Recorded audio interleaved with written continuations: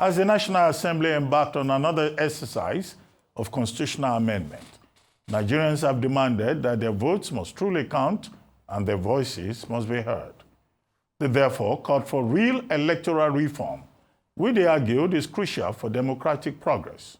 A public hearing on the constitutional review was held simultaneously at the 6 geopolitical regions of the country, where various stakeholders made presentations and submitted memoranda.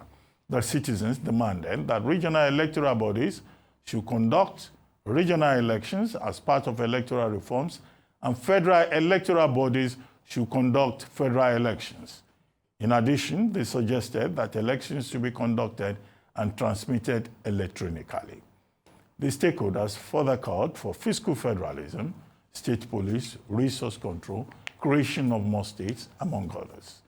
Joining us now on this show to discuss the ongoing Constitution review is Mike Ozekhome, a senior advocate of Nigeria. Chief Mike Ozekhome, SAN. Thank you. Of Edoland. Thank you for joining us. Dr. Ruben, quite some time. How are you doing? Yeah, good. Good to see you. Sir. Thank you, Nigerians. Yeah. Okay, let's... Rufai, I greet all of you there. Bless you, sir. Good to see you, sir. Bless you, sir. So let's go into it. God bless you. Constitution review. We have been on this thing since 1999. We review Constitution, we'll come back to it. We review Constitution, we'll come back to it. To the extent that some people have argued, like, trying to remember the name now, quite a number of persons have argued. Yeah, I'm trying to remember the name of Alhaji Buba Galadima. He was on this program recently. He said, look, the problem is not constitutional review or amendment. The problem is with the people. It is our attitude. You can review the Constitution from now till the end of eternity if you have the kind of persons that go into leadership positions, that go into politics. He says that the Constitution will never work. Do you agree with that view, or you think that there are certain urgent areas of the Constitution that should be prioritized for amendment? Well, the human element is there, like my elder friend Buba Galadima said, but that is not really the issue. The issue is not about amending the Constitution. I've said again and again that you cannot amend a bad document. A bad, illegitimate document that never proceeded from the people through a popular plebiscite or referendum can never be the product of the people. I have said it again and again, and Dr. Ruben, elsewhere in the last 5-6 years when you interviewed me, that even 1 million amendments to the present Constitution cannot solve it. We are still talking about constitutional amendment when we should be talking about introducing a brand new constitution that reflects our diversity as a nation, reflects our multi-religious, linguistic inclination. What we need, Ruben, is a total beginning, a fresh beginning, like from a tabula rasa, like Naaman the leper that dipped himself in River Jordan 7 times and became cleansed of his leprosy. That is what we need.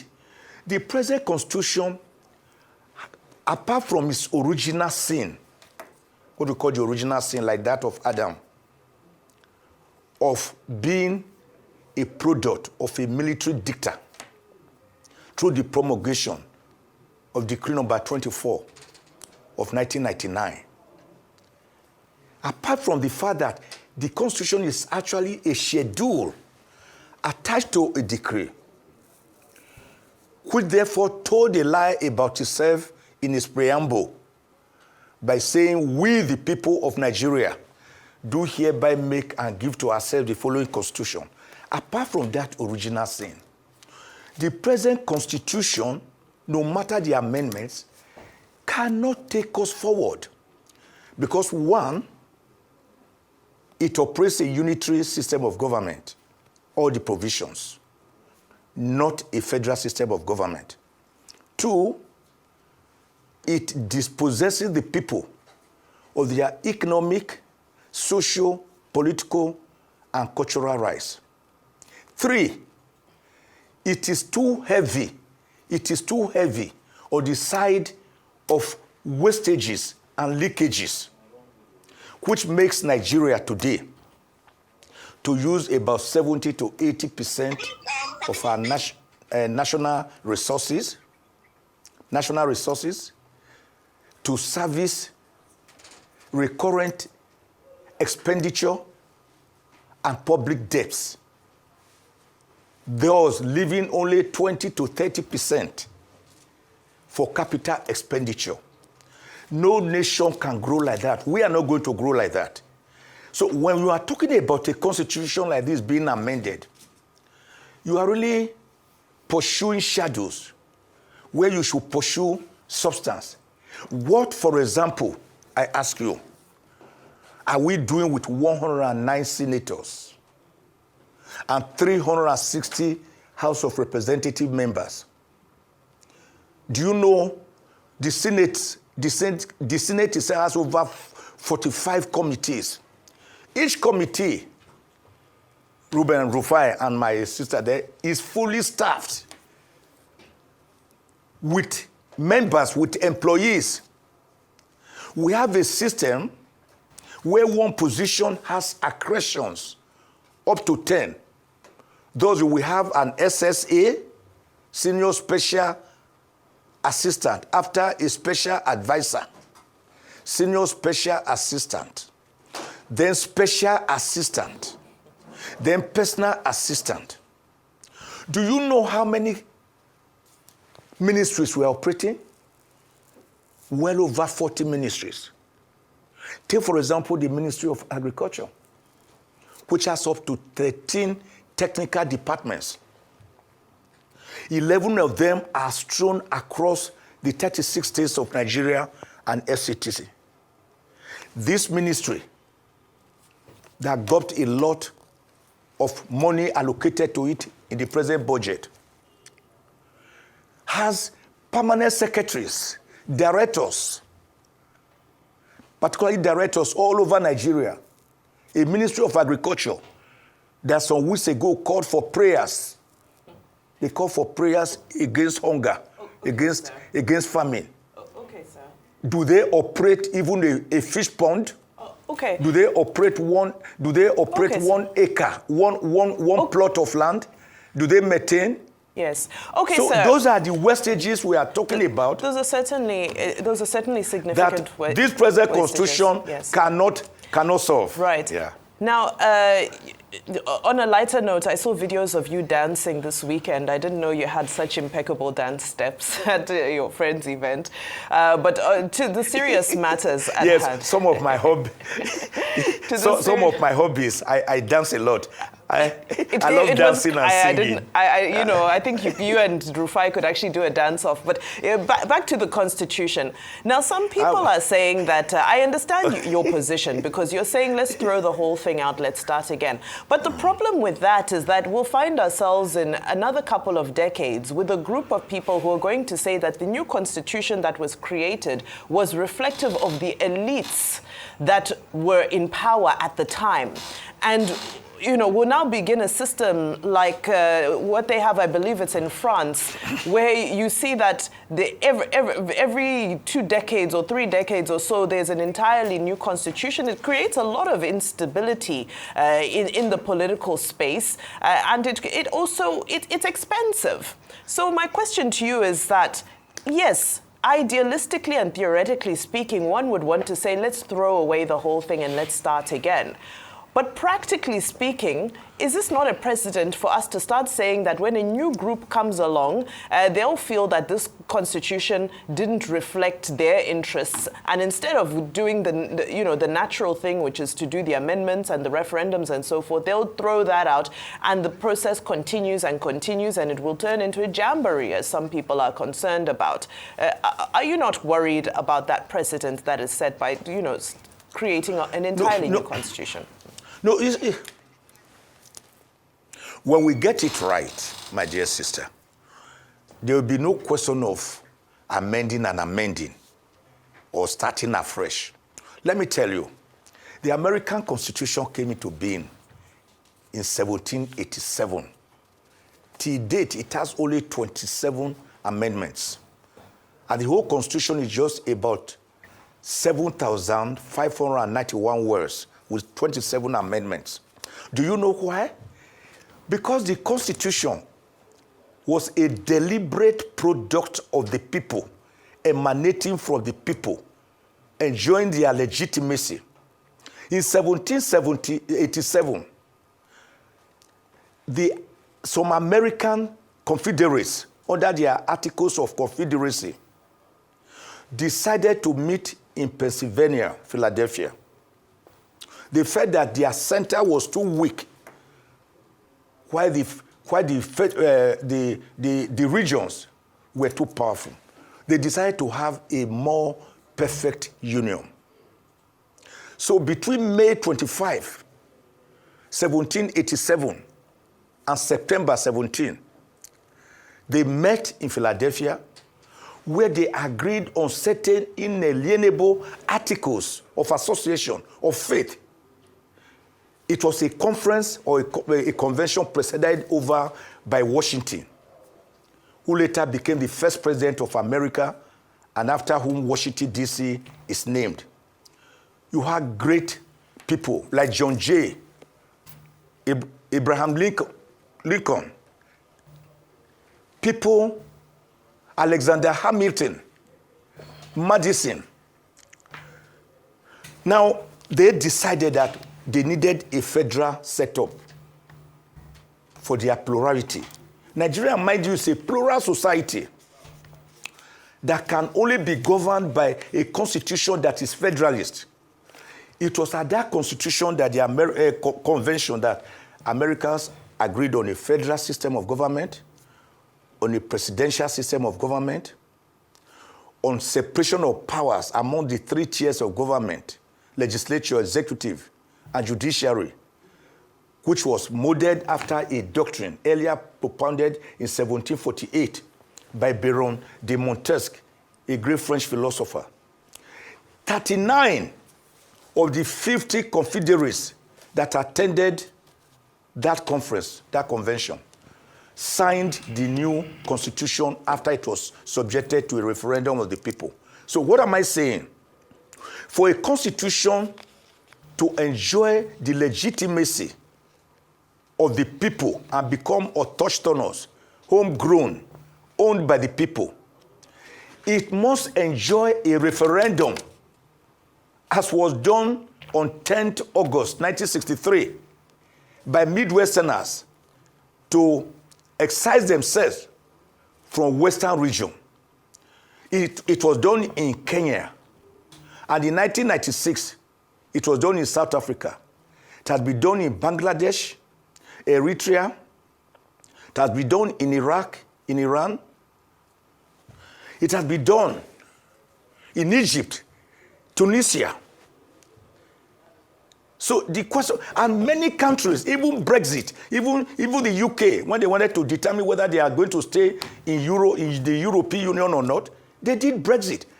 The people must pick up through a yes or no. That is why the patriots, which are beginning their conference tomorrow, and I'm a member, by God's grace, of that patriot, a group of accomplished Nigerians that serve as the conscience of the nation, the best of the best,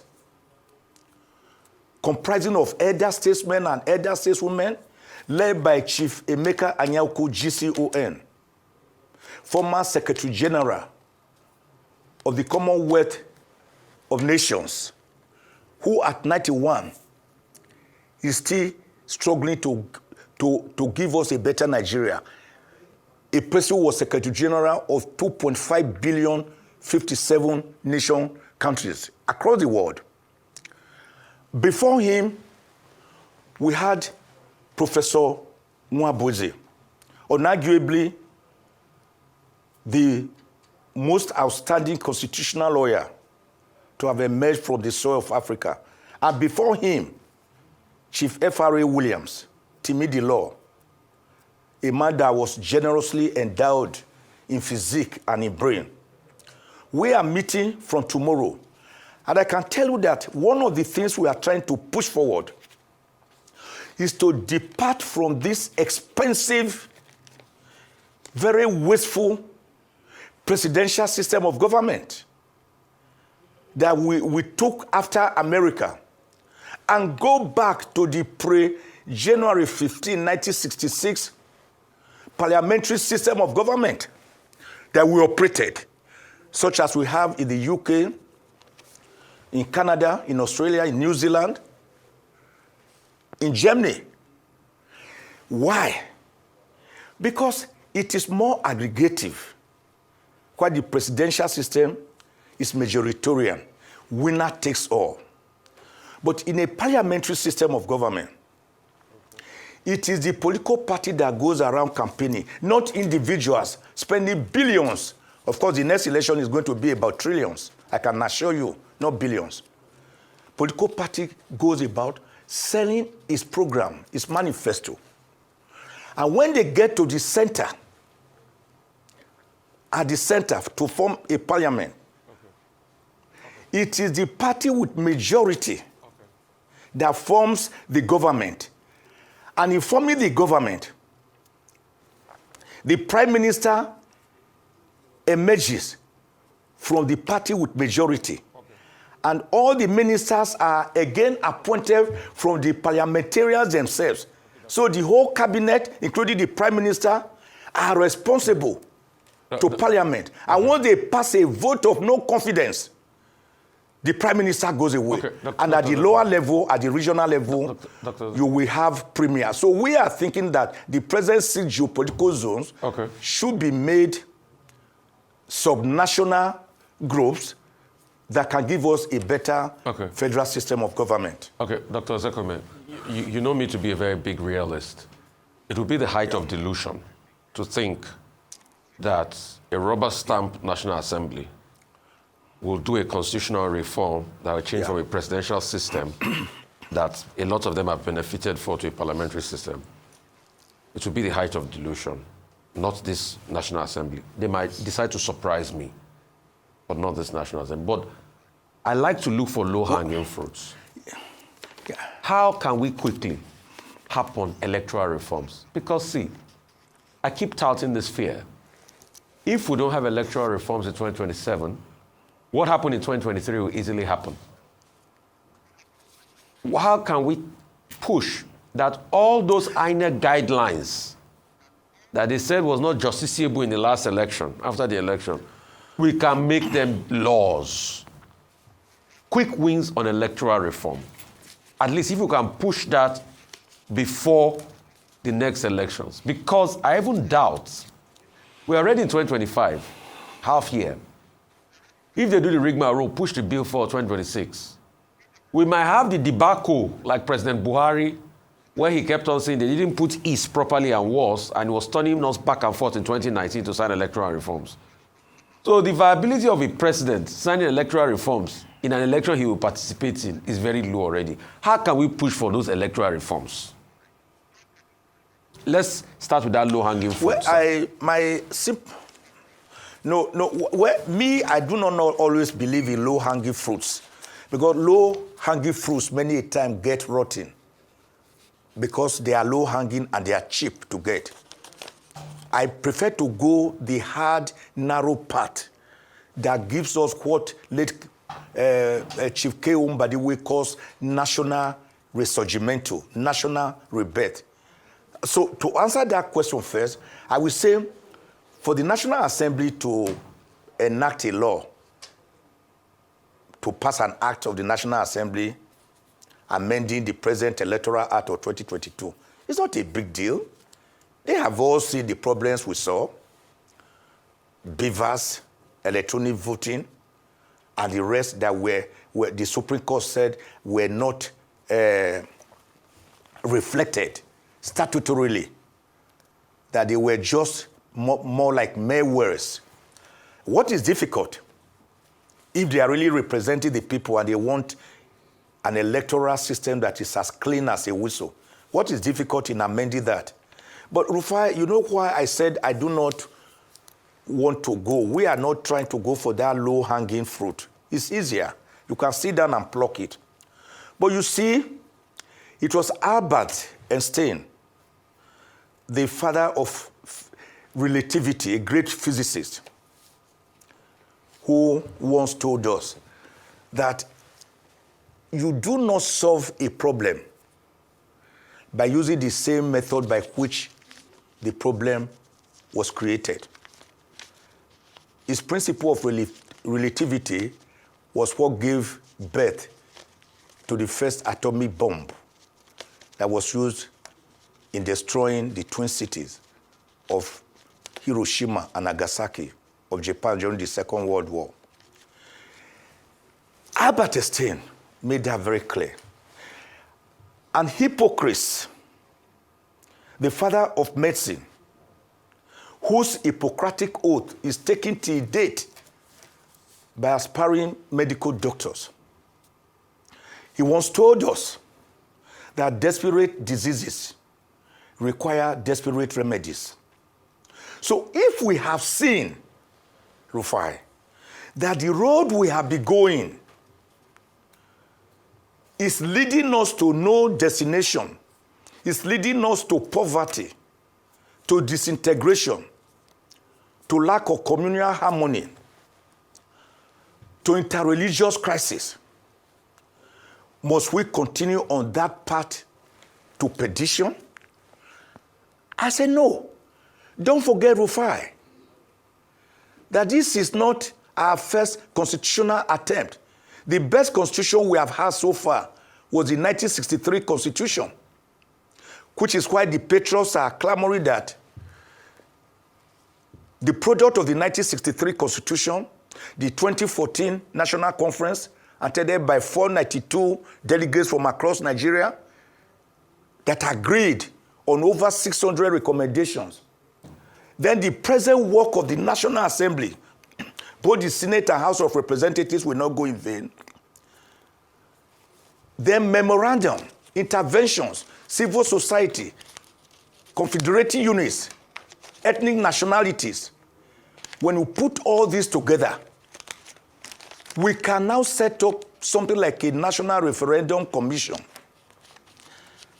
that can help to midwife a new constitution, which will be subjected to referendum of the people. Okay. And I tell you, on that note, the reason I'm looking that far into the future,